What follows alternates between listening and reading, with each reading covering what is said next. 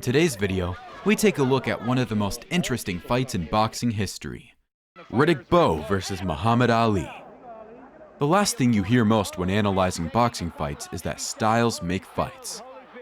Bowe was a big guy who was at his best when his opponents came right at him. He was never great at chasing a guy down. There really has been a lot of meaningful punching in the last 3 rounds, Dan. This is scheduled for 10 rounds. No title is at stake. Bowe at his best was extremely good. Already Bowe begins to hold and hit, and they brawl in the center of the ring. Evander Holyfield showing his warrior's heart. I don't think there's anyone on Bowe's resume who prime Ali wouldn't beat. He takes another right hand shot, wobbles away. That looks like a big advantage. There it goes. That should do it. The best fighter Ali beat in his prime was Sonny Liston. Would Bowe beat Liston?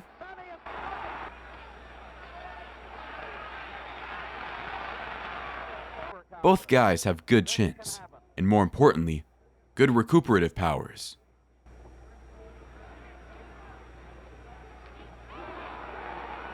Both guys can absorb punishments. He might finish it. It was a left hook that did the damage. The fighters that faced Bowe who were the most similar to Ali were Tyrell Biggs and Larry Donald. Momentarily, you see the vague similarity between Donald's style and that of Muhammad Ali as he bounces on his toes and circles to his left. The movement of both guys gave Bowe problems. Donald should pay attention to these kind of things. Donald's supporters in the crowd cheering as Bowe. Biggs is effective in flicking out there. Riddick Bowe is a little cautious. There, a good right hand. And Bowe is hurt. And Riddick Bowe is hurt. Ali is a million times bigger than Donald or Biggs in every department. Landing for Donald. It almost happened then. Good right hand, about the night. And another solid right hand by Donald, 2 in a row. This is the round of young Larry Donald's life, and maybe at that point, the punch of his life. But Bowe was able to impose his size on them and get the victories. Bowe trying to beat Donald to the spot. Hard right hand, Donald in trouble. Almost a minute to go. Let's see if Bowe knows how to finish it. Now he's paying. Good combinations in there. Oh, a big right hand, and down goes Tyrell Biggs. 50 seconds left in the 8th round. They can stop this fight right now. You see the official from the commission up in the ring post, up in the air. It's over. Frank Kevin. One advantage Bowe has is that he has Eddie Futch in his corner. Up. This guy's down underneath you. You got to get down low and punch up with both hands. Up to the body, straighten him up, and then go to the head. Understand that? So now let's see if Riddick Bowe goes to school on what Papa Smurf, as he calls Eddie Futch, told him. What he wanted him to do is raise Card up by going to the body more and using the uppercuts so that Card becomes a bigger target. Card is consciously crouching, and there he goes. The battle of wits would be between Ali and Futch, and that is a battle that historically favors Futch on the first encounter. Futch trained Ken Norton and Joe Frazier to beat Ali. It's possible that this prime Ali would not have been a worthy intellectual opponent for Futch. Maybe his incredible movement wouldn't have impressed Futch very much. He might have seen some of it as superfluous and amateurish.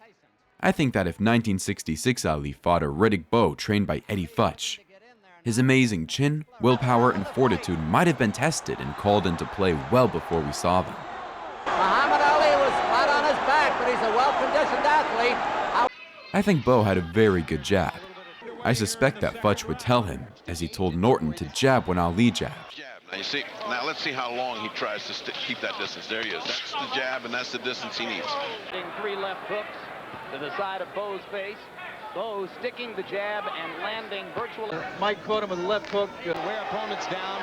I'm pretty sure Futch would have Bowe stepping in with that jab to push Ali back, get him to the ropes, and work his body. Biggs' father, James. And you can see the look of concern as his son took another heavy right hand. The shots of Riddick Bowe. He's taken repeated hits to the head. And he's also waiting too much. He just waited there until Riddick... Under the effect of those punches to the head and to the body, and the effect of the nosebleed and the cut. Oh, another right hand to the body by Bowe. Bowe also had a good inside uppercut that I think would discourage Ali from grabbing him behind the head. Riddick Bowe lands the right hand. Bowe opens up to try to finish. He doesn't have any kind of sparring partner mentality. There's that uppercut of Bowe's again, setting up, and a good left hook by Riddick Bowe. Bowe should have followed up there.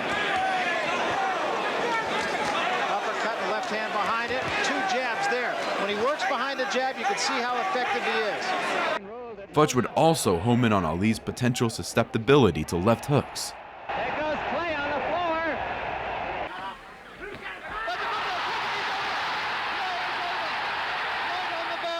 The bell has sounded, and he's up at about 3, Clay. Bowe could shorten up his left hook in devastating fashion. Landed by Bowe after a right. Holyfield seemingly in trouble for the moment. No doubt about it. He can also throw it from range and potentially land it. And the left hook lands, and Ferguson goes down. Will he make it out of round 1? Michael Dokes didn't. Hazard counting. 8 count. Ferguson struggling to get up, and he makes it. How you feel, Jesse? Okay, he earned his money.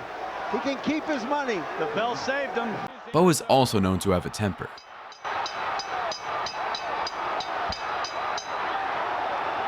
Bowe risking disqualification there, and that was a stupid move. Exactly. Ali always used that against his opponents.